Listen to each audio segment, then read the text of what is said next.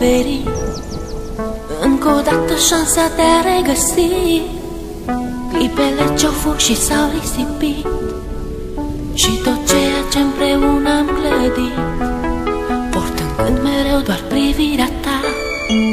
Realitatea nu o pot accepta. Ieri erai cu mine, azi nu mai ești.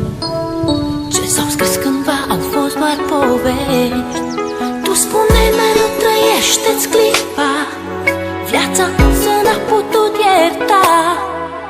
Tu ești sus acolo printre îngeri, mi-a rămas doar amintirea ta. Vei rămâne în gândul meu, la bine și la greu. Iar tot ceea ce-am făcut împreună ne va lega mereu.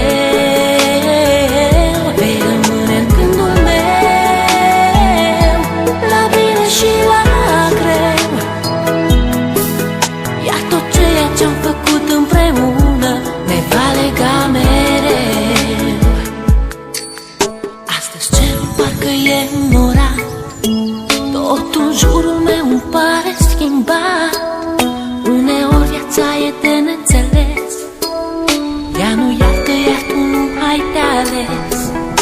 Este ultimul tău drum, te-am pierdut, amintirea se așterne în trecut. Ieri erai un suflet nevinovat, astăzi îngerii din cer mi te-au luat. Parcă ieri trăiam speranțe și vise, parcă ieri aveam tot ce ne-am dorit.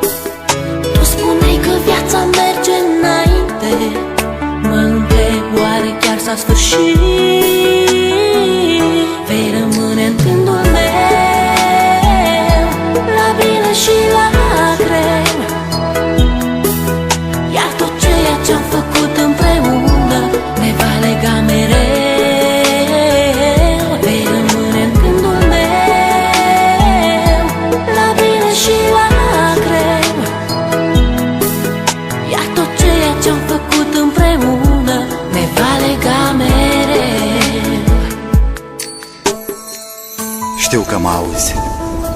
Este poate ultima oară când te privesc în ochi, ultima oară când îți văd chipul, ultima oară când îți vorbesc. Lacrimile nu-ți pot șterge amintirea.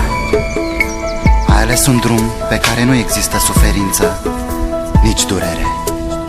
Mi-e greu să accept, însă, independent de noi, viața merge înainte. Parcă ieri trăiam speranțe și vise, parcă ieri aveam tot ce ne-am dorit. Tu spuneai că viața merge înainte, mă întreb oare chiar s-a sfârșit.